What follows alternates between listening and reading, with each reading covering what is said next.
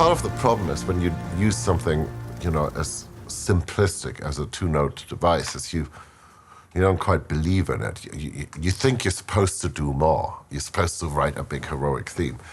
But anything we tried in there always led us back to this. And so that's when we finally figured out, yes, those two notes will work. I mean, we had all sorts of other things playing over the scene. We tried. This is when we found our movie.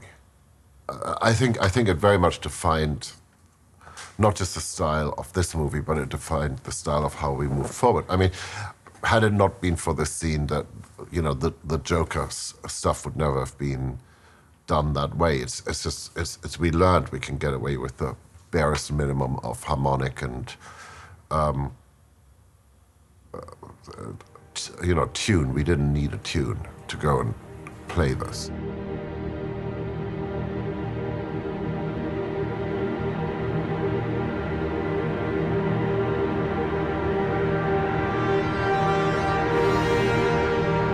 I had written a more heroic and more developed Batman theme and a more, to me, obvious one. And Chris actually really liked it.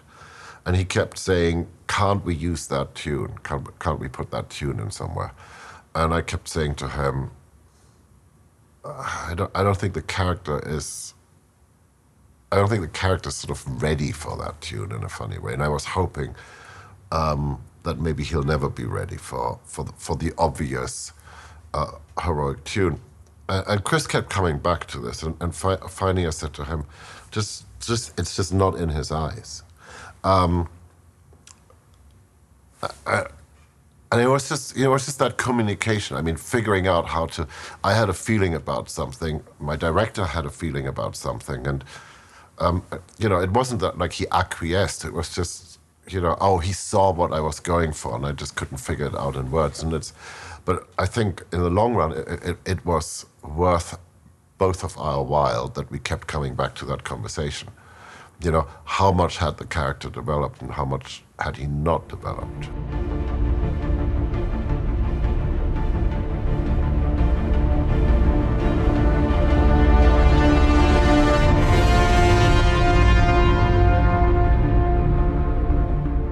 The French horns for Batman is 4 French horns on the right, 4 French horns on the left, and they're up in a gallery, up way above the orchestra in this church. So that's a whole bunch of microphones, because part of what you want is, I want the geography of where they are. So there have to be low microphones and there have to be high microphones that catch some of this.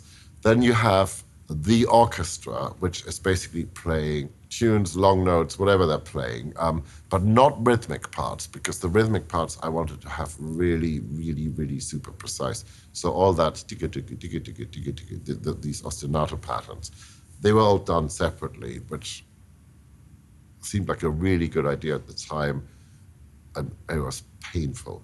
And I thought, hey, wouldn't it be interesting to have something that was above the orchestra, so that rather than just doing 3D or not just do surround like this, but truly try to impose some idea of height into this thing. At least have a go at it.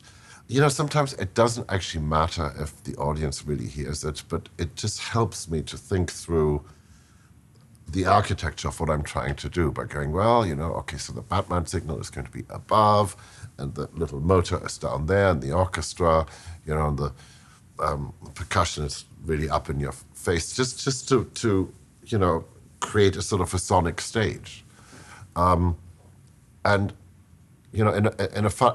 Actually, no. But what does happen as well by having the 4 French horns, the whole width of a church apart from each other, and just the way they play up into the dome, there's a great thing that happens to the reverb. It starts chorusing, and the notes literally fly over to the other team. And when they play the other note, something in the middle, it becomes a really sort of a gorgeous chord. So yeah, it's the height thing was the conceit, but the way the chord is formed by using the building is not a conceit. I mean, that really happens.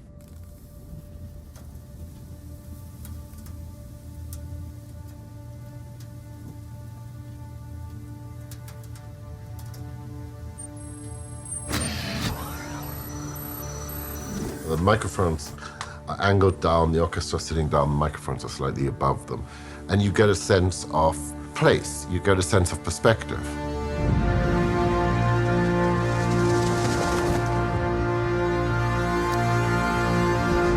When I and James Newton Howard started working on Batman, there was an endless heroic theme. It just went on and on and on and on. And I kept thinking, that's not the character. The character is, right at the beginning of the movie, the child, Bruce Wayne as a child, sort of is, responsible. He's not responsible, but part of what sets his story and his fate into motion is that he wants to leave the opera and his parents get killed. And that moment, he freezes in time. It's like arrested development, because partly what I'm concerned with is, how do I get an audience to suspend disbelief that a man will dress up in a Batman outfit, right? So I think that's part of the job. Part of the job is to I have to legitimately buy into this. And to legitimately buy into this, I have to make up some outlandish theories that I believe. I have to believe in the character.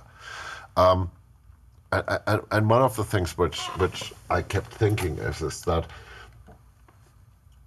the reason I ended up with just 2 notes was really that it's like, what is the next phrase?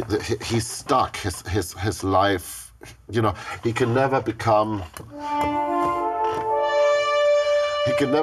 that heroic. He's not. He's stuck in that one moment in his childhood, and everything just circles around that. He can't have a proper grown-up relationship. He can't become truly heroic. That's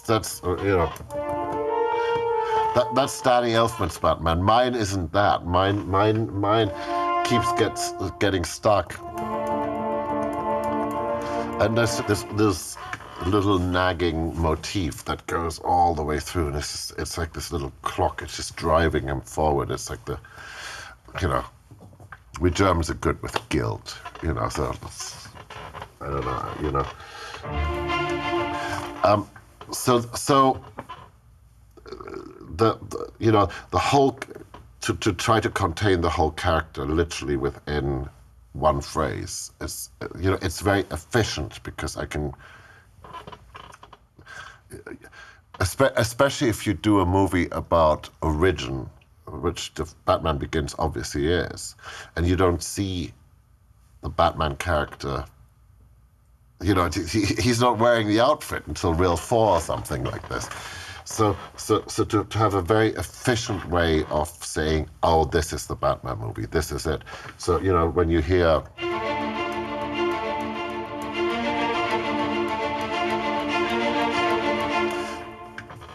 it's nothing special. I mean, like 10 million composers have used this, but it's sort of, I'm quite purposeful, I'm quite deliberate about it, and I think when you hear it, you know that it's Batman.